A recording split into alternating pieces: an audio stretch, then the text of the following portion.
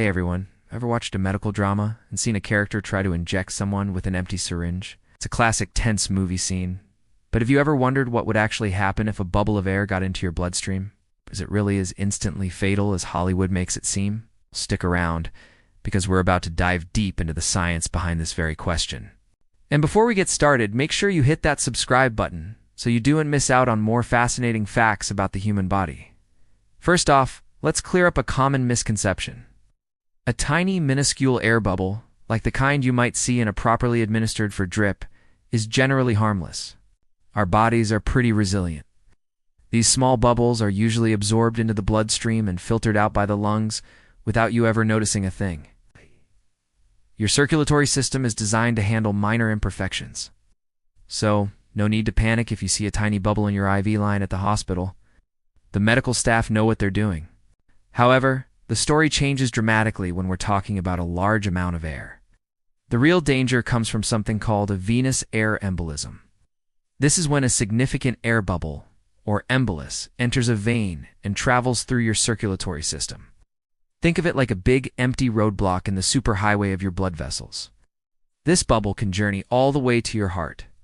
When it gets there, it can get trapped in the right ventricle, blocking the pulmonary artery. What does that mean? It means blood can't get to your lungs to pick up oxygen. This blockage can cause a sudden catastrophic drop in blood pressure and lead to heart failure. It's like putting a cork in the most critical plumbing junction of your body. If the bubble is large enough, the consequences can be immediate and severe. But the danger doesn't stop there. If the air bubble manages to pass through the heart and lungs, or if it enters an artery directly, it can travel to the brain. This is called an arterial air embolism, and it's even more dangerous. An air bubble blocking an artery in the brain can cause a stroke, leading to brain damage, paralysis, or worse. Similarly, if it blocks a coronary artery, it can trigger a heart attack. The outcome really depends on the size of the bubble and where it ends up. A small amount of air might cause chest pain or dizziness, but a large bolus injected quickly can indeed be fatal. So, while a tiny bubble is no cause for alarm, the movie trope of using an empty syringe isn't entirely fiction. A large enough volume of air injected into your veins is incredibly dangerous and can lead to a fatal air embolism. It's a stark reminder of how fragile and complex our circulatory system is. One big bubble, a potentially deadly result. It's a perfect example of how something as seemingly harmless as air can become a major threat in the wrong place. I hope this cleared things up. If you found this fascinating, give this video a thumbs up and hit that subscribe button for more deep dives into human science. Thanks for watching, and see you in the next one. Have you ever wondered what would happen if a bubble of air got into your veins? It's a common scene in movies, but is it really that dangerous? Let's find out. Before we dive in, make sure you hit that subscribe button before this bubble bursts. First, let's get one thing straight. A tiny, minuscule bubble, like the ones you might see in an IV line, is generally harmless. Our bodies are pretty resilient and can usually absorb these small amounts of air without any issue.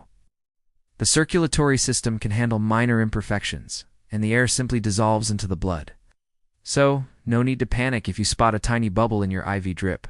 Healthcare professionals are highly trained to manage this. However, the real danger comes with a significant amount of air. We're talking about a large, continuous injection of air, much more than just a few tiny bubbles.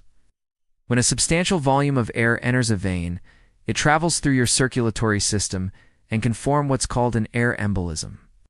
Think of it as a moving air pocket in your bloodstream. This embolism can travel towards your heart.